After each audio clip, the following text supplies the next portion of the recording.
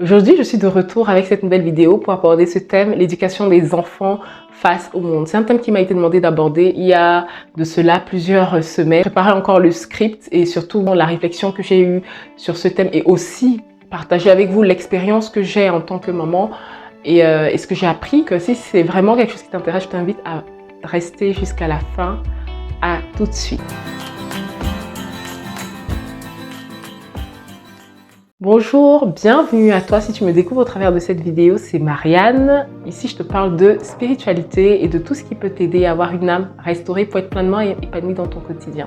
Donc si ce sont des sujets qui t'intéressent, n'hésite pas à t'abonner et à activer la cloche de notification pour être prévenu en cas de nouvelles vidéos. Alors comme je disais tout à l'heure, c'est un sujet en fait qui est assez important, c'est vraiment l'éducation des enfants. Moi, je suis maman de 3 enfants. Et c'est vrai qu'au quotidien, c'est un challenge quotidien. C'est un challenge au quotidien. Vous voyez, dans ce monde qui évolue, qui ne cesse de changer, les choses que les enfants font aujourd'hui, c'est pas des choses que nous on faisait quand on était petits. Les mentalités changent. Eux-mêmes, ils sont dans un environnement qui n'arrête pas de changer à l'école. Donc bref, c'est tellement important. Je pense qu'en tant que maman, papa qui veut bien faire au quotidien, on est tous là à se poser la question, quelles sont les clés que je peux donner à mes enfants, quelles sont les valeurs, qu'est-ce que je peux leur transmettre pour qu'ils soient épanouis, quand ils évoluent, pour qu'ils soient le plus épanouis possible. L'idée, c'est qu'en tant que bon papa, en tant que bonne maman, on veut donner le maximum de bonnes choses à nos enfants pour qu'ils soient eux-mêmes de bonnes personnes. Je pense que la chose la plus importante déjà à comprendre, c'est que ces enfants qu'on a, Dieu nous les a prêtés. Moi, j'ai toujours cette image de Dieu qui nous prête. On n'a pas décidé de choisir si c'était un garçon, une fille ou autre. Et en fait, c'est des personnes... En fait, on n'est qu'un moule, quoi. Moi, étant une femme, je suis qu'un moule. J'ai reçu ce que Dieu m'a donné. Et donc, on doit en prendre soin. Et on doit en prendre soin, pas n'importe comment. On doit en prendre soin selon la volonté aussi de Dieu. Et je pense que rappeler quand même qu'il faut un partenariat avec Dieu pour pouvoir éduquer ses enfants. Surtout si on dit qu'on est chrétien, chercher justement la volonté de Dieu pour nos enfants va être très très très important. Je pense que c'est quelque chose qui ne sera pas fait d'une manière équilibrée, en tout cas de la bonne manière si on met Dieu de côté. Comme pour tout être humain, Dieu, c'est Dieu qui sait ce qu'il y a de mieux pour chacun de nous. Donc à plus forte raison, nous, effectivement, on a cette autorité sur nos enfants, mais Dieu, il nous a délégué quelque part un peu des pouvoirs pour pouvoir, sur cette terre, gérer ses enfants concrètement sur le plan physique, enfin, sur le plan émotionnel, sur le plan spirituel, sur le plan corporel, enfin bref. Donc, prendre soin. Ça, après, on va parler dans une seconde partie, mais la première chose à vraiment comprendre, c'est celle-là. C'est qu'on ne peut pas se passer de Dieu pour éduquer nos enfants. Dieu, c'est celui qui nous a créés, c'est lui qui nous a mis dans une famille, c'est lui qui nous donne les enfants. Et donc, à plus forte raison, il faut le consulter, il faut marcher avec le Saint-Esprit pour avoir la direction. Et surtout pour aider aussi les enfants à rentrer dans leur destinée, dans la voie que Dieu a prévue pour eux. Et donc ça, c'était vraiment le premier point que je tenais à préciser, avant d'entrer un peu plus en profondeur. Voilà. Donc, maintenant, une fois qu'on a dit ça, moi j'ai envie de te dire que on ne donne que ce qu'on a. La règle d'or, c'est celle-là. C'est une règle que j'ai compris très rapidement. Pourquoi? Parce que je me suis rendu compte que on ne peut pas demander à quelqu'un de nous donner quelque chose qu'il n'a pas.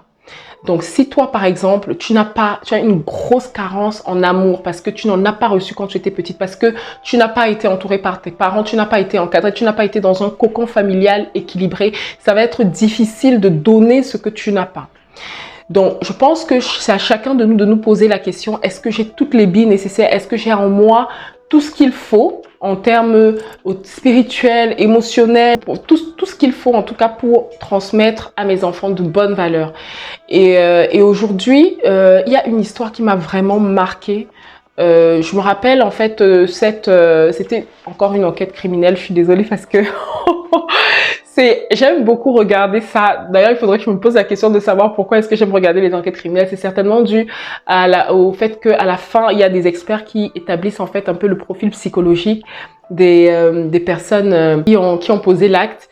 je voulais revenir à cette histoire. C'est une histoire qui m'a marquée. C'était donc une famille en fait, donc qui avait 3 filles, je crois. Le monsieur, il était jardinier chez une dame d'ailleurs qui était assez aisée, de la haute entre guillemets. À un moment donné, il a commencé à être avec cette dame. Sa femme a découvert qu'il la trompait et ça l'a fortement énervé. Qu'est-ce qui s'est passé? Cette maman, elle en a parlé à ses filles. Ses filles avaient déjà un certain âge. Et à partir de ce moment-là, ça a été l'enfer à la maison avec ce papa. Et donc, où les enfants devaient garder leur place d'enfants et les parents leur place de parents, tout a été mélangé. Les enfants s'en sont mêlés et ça a mené à un drame. Le papa a été poussé par la femme pour aller tuer cette propriétaire-là. Et qu'est-ce qu'il a fait? Il a amené sa fille sur le lieu du crime. Il a amené sa fille, il est allé tuer cette dame-là, sa propriétaire, avec sa fille. C'est quelque chose qui m'avait fortement choquée parce que c'est pas assez commun en fait ce genre d'histoire de voir que la personne qui a accompli le crime est allée avec son enfant. En général, c'est des personnes qui vont seules, ils font leur truc, ils ne mêlent pas la famille là-dedans. Mais il y avait tellement un chaos familial, une atmosphère tellement toxique dans cette famille que ça ne pouvait qu'amener à cette bombe-là.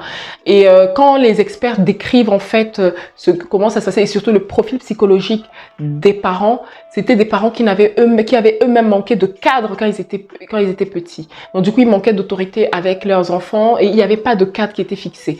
Et je pense que l'une des premières choses qu'on doit comprendre, c'est que en tant que parent, il doit y avoir un cadre pour les enfants. On doit leur donner un cadre. Et si toi, tu n'as pas connu ce cadre-là, cherche à savoir si toi, tu n'as pas des carences ou autre, parce que tu ne donneras jamais ce que tu n'as pas. Tu ne peux pas donner ce que tu n'as pas.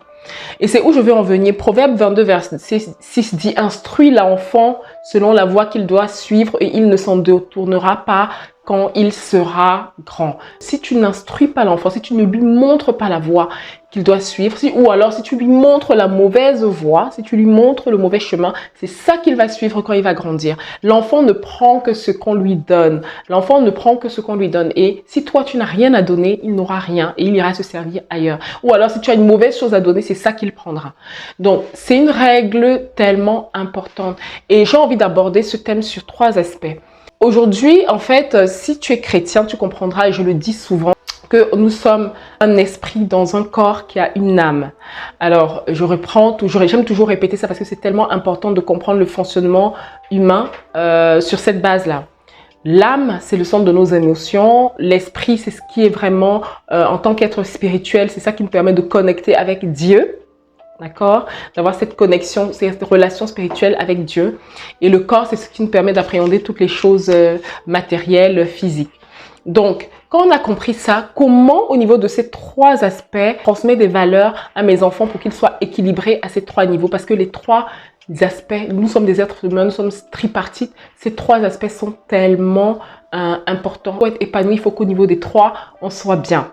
Donc, le premier point que je voulais dire, c'est que au niveau de l'esprit, si toi-même, tu n'as pas de relation avec Dieu, si toi-même, tu ne montres pas à l'enfant que cette relation avec Dieu est primordiale, cette présence, rechercher la présence de Dieu au quotidien pour pouvoir être épanoui, parce que en tant que chrétien, vous savez, avoir cette communion avec le Saint-Esprit va être extrêmement importante. Mais si ton enfant ne te voit jamais lire la Bible, il ne te voit jamais prier, il ne te voit jamais faire toutes ces choses qui permettent d'entretenir cette communion avec le Saint-Esprit, c'est pas en lui disant il faut que tu apprennes à prier, il faut que tu pries. La Bible dit d'instruire. La Bible ne dit pas juste de parler. Instruire, ça veut dire montrer. Ça veut dire vraiment être l'exemple, le faire nous-mêmes. Et il n'y a que de cette manière-là que l'enfant va vraiment apprendre. L'enfant, en fait, ce que j'ai compris, c'est qu'il fait en fait ce qu'il voit faire. Il ne fait pas ce qu'on lui dit de faire. Mais si toi, tu es l'exemple, il pourra lui-même recopier cet exemple et faire de même. Donc, au niveau de l'esprit, ça va être important d'avoir des moments où on prie en famille, des moments où on va lire la parole de Dieu, où on va partager sur la parole de Dieu, où on va échanger. Je pense que c'est comme ça que ces valeurs chrétiennes-là, petit à petit, vont rentrer dans son cœur. Et j'aime bien, je sais plus, c'était une dame qui parlait de ça, et ça c'est un truc que j'ai commencé à faire aussi. L'idée, c'est de faire des scénarios, de petits scénarios avec les enfants, où vous lui dites, écoute, si on te propose la cigarette, qu'est-ce que tu fais? Comment est-ce que tu réagis? Donc, et vous faites la scène. Écoute, moi j'aime bien fumer, est-ce que tu en veux? Vraiment faire des scènes comme ça et voir comment l'enfant réagit, interagir de cette manière-là. C'est des choses qui permettent aussi de faire entrer, d'ancrer certaines valeurs et surtout qu'il commence à comprendre en fait et à discerner clairement où il peut aller et ce qu'il peut pas faire.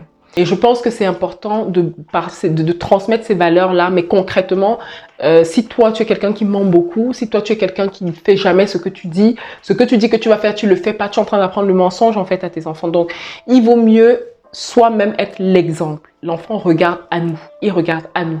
Le deuxième point, c'est au niveau de l'âme. Au niveau de l'âme, je pense qu'il faut apprendre à l'enfant à gérer ses émotions. Si vous voyez que votre enfant n'arrive pas à gérer ses émotions, toujours dans la colère et souvent, oui, il n'arrive pas dans la tristesse et souvent, il n'arrive pas à gérer correctement ses émotions. C'est à nous aussi de lui montrer comment faire. Et l'une des choses, par exemple, que moi j'apprends à mes enfants, c'est de ne jamais hésiter à venir me dire, à venir s'exprimer. Quand tu gardes tout, vous savez, il y a des adultes qui ne savent pas exprimer leurs émotions parce qu'ils n'ont pas appris tout simplement. Mais je pense que si très tôt on montre aux enfants que nous aussi, pas d'aller leur dire nos problèmes, mais de parler et de s'exprimer sur des situations, sur des choses qui ne nous conviennent pas, mais plutôt de parler, d'exprimer notre état d'esprit, notre état de cœur à un moment donné, ça va les aider. Je dis pas d'être vulnérable, je dis pas il faut aussi les protéger, c'est-à-dire qu'ils sont pas obligés de tout savoir sur tout dans notre vie, mais d'avoir ce discernement, de savoir ça je peux lui en parler peut-être, ça va lui aussi l'aider et être habitué dans ce mode de communication. Et vraiment, je pense que c'est beau de pouvoir voir des personnes, je pense que vous serez d'accord avec moi, des personnes qui n'ont pas de stress à exprimer, à montrer en fait leur côté un peu vulnérable, oui, dans l'intimité. Et je pense que ça, c'est important. Il faut bien les sensibiliser aussi, je pense, entre la différence entre l'âme et l'esprit. Dès le bas âge, je pense qu'ils peuvent déjà comprendre qu'ils ont besoin justement d'être des êtres spirituels pour ne pas trop être émotionnels. Et quand je dis émotionnel, de pas être dans l'émotion, mais que la marche avec le Saint-Esprit va aider là-dedans. Dès le bas âge, on peut commencer à leur dire ça. Je pense que les enfants ont besoin peut-être parfois de pédagogie, mais quand on leur explique les choses, ils comprennent. Le dernier point, c'est au niveau du corps. Vous savez qu'en ce moment, c'est compliqué. Hein? La véritable éducation pour le corps, là, c'est très compliqué là, par les temps qui courent. Mais je pense que très tôt, il faut fixer les repères dans un monde où le respect au corps se perd de plus en plus. Donc, leur expliquer que, moi, clairement, c'est quelque chose que j'ai commencé à leur dire, personne n'a le droit de regarder l'intimité d'une autre personne, d'accord? C'est des choses qui ne se font. Et j'explique pourquoi, parce que c'est rentrer dans l'intimité de l'autre. Et je leur explique quel est le cadre, quelles sont les barrières, utiliser des mots simples. Et je pense que, progressivement, si on leur parle comme ça, c'est vraiment des notions qui au fil de l'eau finissent par rentrer. Il faut vraiment laisser l'enfant, je pense, par-dessus tout, laisser l'enfant s'exprimer, ne pas le brider. Vous savez, moi j'ai grandi dans un contexte où parfois, je me rappelle là, quand on était petit, les enfants n'avaient pas le droit d'ouvrir leur bouche pour dire quoi que ce soit. C'était les adultes qui avaient le droit à la parole et tout. Si tu voulais dire quelque chose, en plus si tu avais la malchance d'être un enfant qui parle trop, mais on va te punir tout le temps. Donc, moi, je pense que c'est pas forcément la meilleure chose à faire. Il faut laisser l'enfant parler, s'exprimer, échanger souvent avec lui. Qu'il sente qu'il peut toujours venir discuter, échanger avec toi. Poser des questions, savoir avec qui il traîne, l'environnement. Je pense que sur ces trois aspects-là, on balaie déjà la majorité des points. Si au niveau esprit, on lui montre comment faire, au niveau de l'âme, on lui montre comment faire, au niveau du corps, on lui montre comment faire, ça va être vraiment déterminant et impactant dans son épanouissement. Et je reviens toujours encore sur ce point. Si toi, tu n'as pas de repère, tu n'as pas eu de repère, tu es blessé, tu es quelqu'un d'extrêmement blessé, va chercher à guérir. Sinon, tu ne vas transmettre que ce que tu as. Tu ne transmettras que des blessures, tu ne transmettras que des mauvaises choses. Tout ce que tu as, c'est ça que tu vas donner. Donc, franchement, c'est à nous aussi d'être honnête avec nous-mêmes et d'aller regarder si on est vraiment assez équilibré. Aussi avec l'aide de Dieu, vérifier qu'on est OK pour pouvoir transmettre des bonnes choses à nos enfants. On ne donne que ce qu'on a. Tu ne peux pas donner ce que tu n'as pas, même avec la plus grande volonté du monde. Donc, toi, si tu as déjà pas eu un cadre, tu n'as déjà pas ce qu'il faut, va chercher ce qu'il faut pour être quelqu'un, un bon parent et une bonne maman, un bon papa. Donc voilà, c'est vraiment ce que je voulais partager avec toi. Vraiment 2 choses à retenir. Proverbe 22, verset 6 montre à l'enfant la voie qu'il doit suivre et il ne s'en détournera pas.